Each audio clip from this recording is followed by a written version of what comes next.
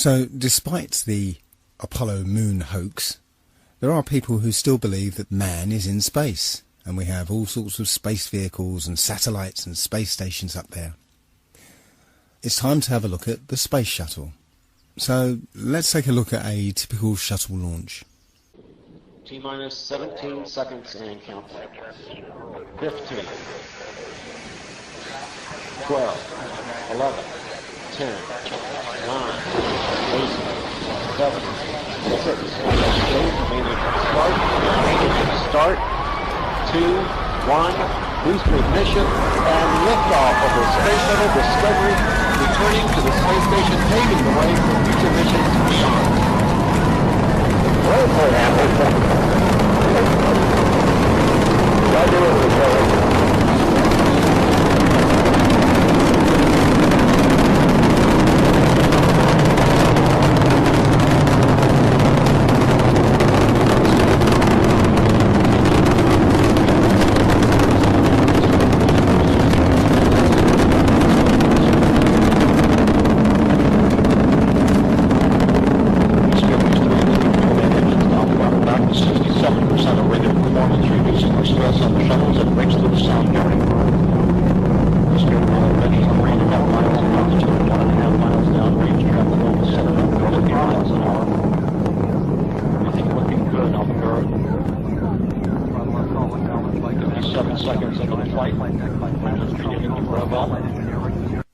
Now, I'd like to stop it there for a moment because I'd like to draw your attention to the shuttle's trajectory.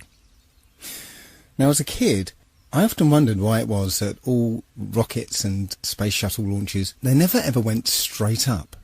They always curved off to one side. Now, I remember being told at the time that it's because the Earth is spinning and the rocket is actually still going straight up, but from our point of view, we're just spinning away from it, so it looks curved. Well, you can't have it both ways. If that's the case, then when we jump into the air, we should land about a kilometre to the west. So you can't have it both ways. The quickest way into orbit would be straight up. Going horizontal would be the long way round. Let's continue. Standing by for the throttle up call from Capcom Speed Pro.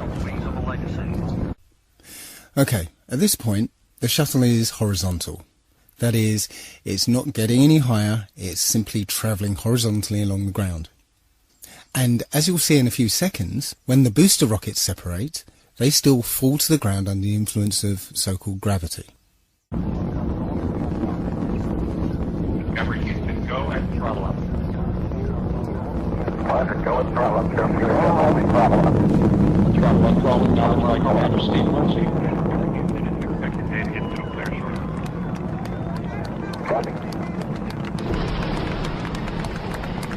Solid rocket booster separation confirmed. Guidance now converging.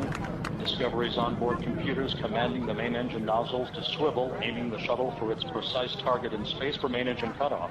Should have a good forward leg now and Okay, you sound good.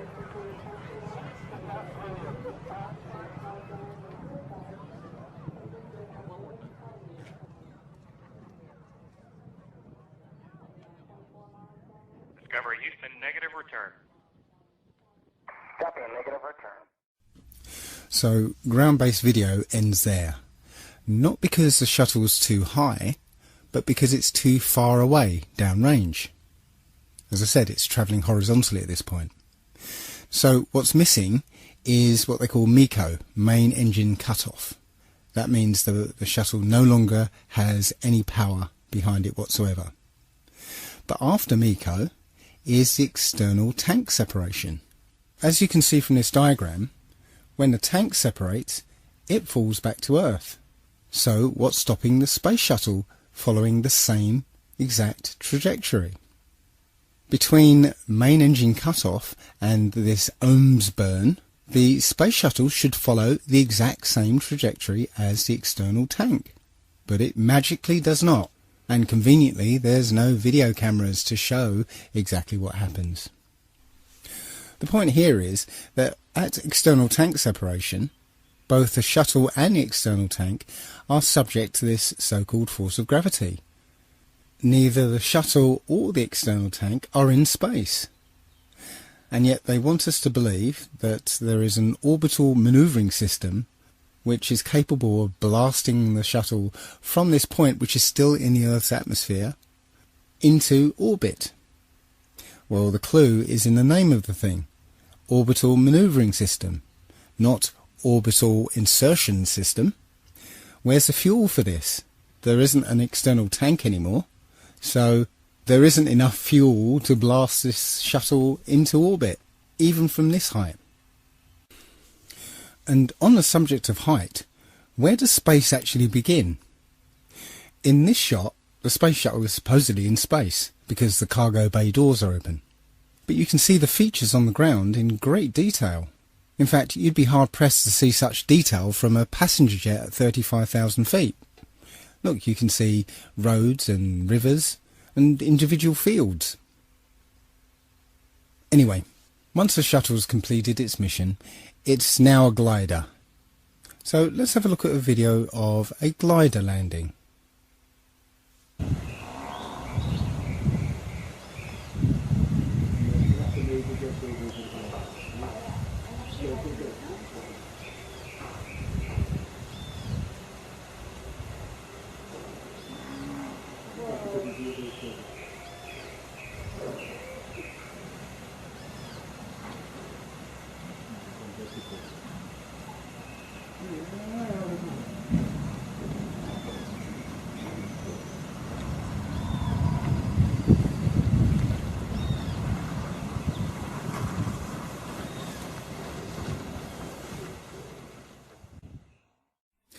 Now let's take a look at NASA's glider landing, and pay particular attention to the sound of non-existent jet engines powering down after landing.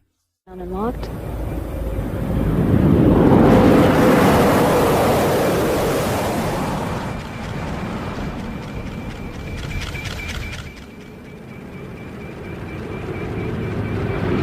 Main gear touchdown.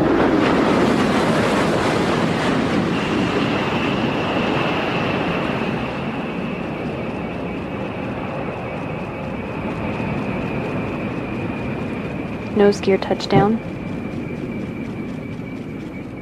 Deploying of the drag chute delayed to assess the conditions of the crosswinds on the orbiter as it rolls out on the runway 15 at the Kennedy Space Center, wrapping up a nearly 5.3 million mile mission. Endeavour returning the first educator mission specialist Barbara Morgan to Earth to begin the next step in her journey to inspire future generations to explore, learn, and build a better future.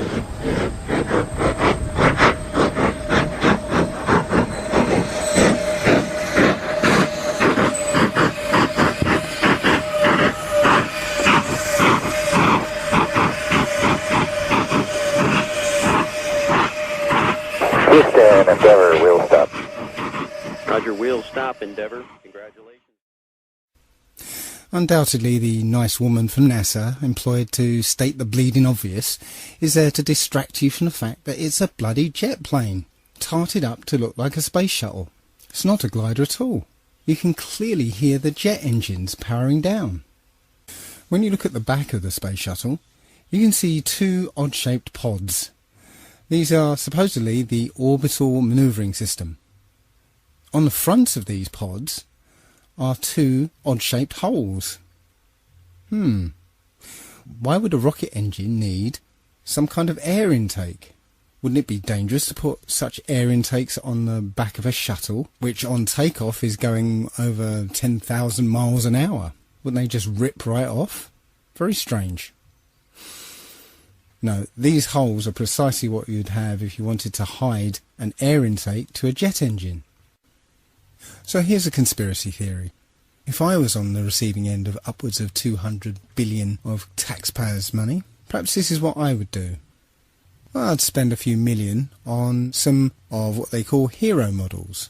Space shuttle mock-ups that look the part, have lots of flashing lights and computer screens and stuff, but are not flyable.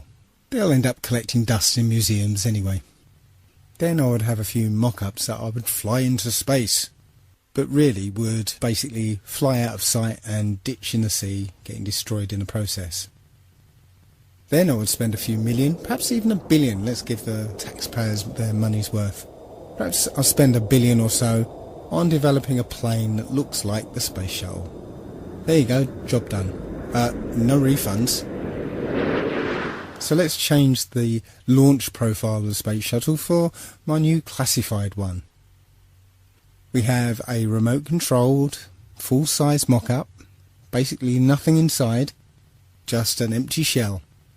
That's flown up on remote control, on essentially a big firework. Everything acts as normal, the booster rockets detach as normal, but when we get to the external tank separation, that doesn't actually happen. What actually happens is the tank and the shuttle fall back to Earth, where they ditch in the sea and get destroyed in the process. After the mission's complete, a space shuttle plane takes off from an undisclosed location and lands at an Air Force base in front of the TV cameras. Simple. Don't be ridiculous, Dave. You couldn't fake something like that. There'd be too many people involved, and the truth is bound to get out. Lam lam lam lam lam. The best example of space shuttle fakery is the Challenger disaster. In 1986, the shuttle Challenger exploded about 74 seconds after takeoff, killing all 7 astronauts inside. Or did it? It turns out that 6 of the 7 are still alive and kicking today. Ellison Onizuka claims to be his identical twin brother, Claude. Yeah, I've got an identical twin brother, Claude, too. The Challenger pilot, Mickey Smith, hasn't even bothered changing his name. He's now Professor Michael J. Smith of University of Wisconsin. Now, Krista McAuliffe was a bit of a sneaky one. She was the Challenger payload specialist, quite famous for being a teacher. It turns out during her astronaut days she was using her middle name, Krista, and now she goes by her first name, Sharon, and she's a Syracuse law professor. The Challenger commander, Francis Richard Scobie, is now Dick Scobie, which sounds like a rather unpleasant disease, CEO of Cows in Trees Limited. Judith Resnick, the Challenger mission specialist, again hasn't even bothered changing her name. She's a professor at Yale Law. And finally, Ronald McNair, another Challenger mission specialist, claims to be his identical twin brother, Carl McNair. What are the odds? And now we come to the imaginings of this man here. Arthur C. Clarke, Freemason and science fiction writer, came up with the concept of the telecommunications satellite. And several years later, we have thousands of telecommunications satellites supposedly spinning around the planet. Again, though, strangely enough, if you try and look for images of communication satellites, despite the fact that there are thousands of these things up there, you don't actually find a photograph of them. Just lots and lots of CGI photoshopped images. The problem is that satellites inhabit a region of the upper atmosphere known as the thermosphere. It gets its name because the temperatures up there reach something in the order of 2,500 degrees centigrade. This is a source of some confusion. Although Wikipedia says that it reaches such high temperatures, it also says, paradoxically, that you wouldn't actually feel the heat because there's not enough air molecules up there to heat you up. Yeah, right. Doesn't quite work like that. The vacuum of space is actually a perfect insulator, which is why we use a vacuum barrier in thermos flasks. The heat from the inside cannot be conducted or convected to the outside. The sun's radiation does not actually heat space up. As I said, the vacuum is a perfect insulator. The sun's radiation traverses space until it hits some object. And when it does, that object absorbs the heat and the temperature rises and keeps rising. And without an atmosphere to conduct or convect the heat away, the temperature will rise up to and over 2,500 degrees. So the Hubble telescope, for instance, would look something like this. All the satellites and the Space Shuttle and the International Space Station, they would all be molten slabs of metal spinning around in orbit. But let's put that aside for a moment. There are supposedly between 25,000 and 50,000 satellites in orbit. But let's have a look at some videos supposedly from the International Space Station.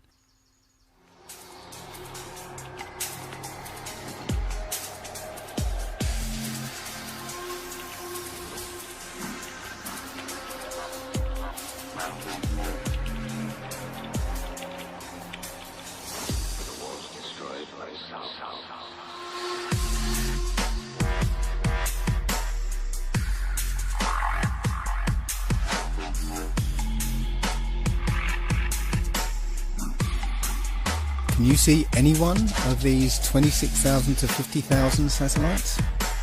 I can't.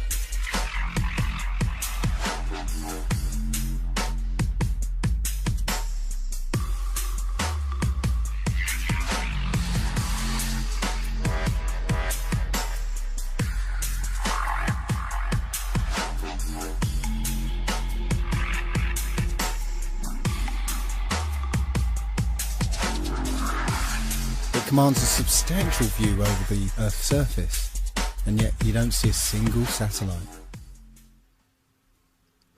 Now, I do accept that you can look up into the night sky and see what we're told are satellites. I've done it myself. I've seen bright lights moving across the sky, but I have no idea what those things are. In this video, you can see several large bright objects. However, none of them appear on any satellite tracking applications. When you look up at a jet airliner flying at 35,000 feet, you can only see it as a small dot.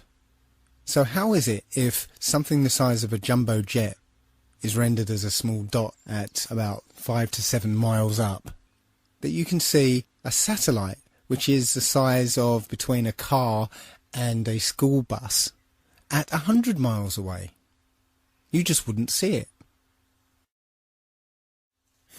At about this point, somebody's bound to say, what about the global positioning system? How would that work without satellites? Well, as it happens, the technology has actually been around since World War II. There are actually two systems, one called LORAN and another called DECA. Those were navigation systems based on radio triangulation. Now, the GPS systems that we're used to now are basically the same systems, just improved with a new computer interface. Similarly, the international telephone traffic that's supposedly handled by satellites are handled by undersea fibre optic cables. Shortwave radio can also span large distances and also be bounced off the ionosphere. So, in the absence of any hard physical evidence, I submit that satellites are just a work of fiction and another way that NASA and the US military managed to con the American public out of billions of dollars.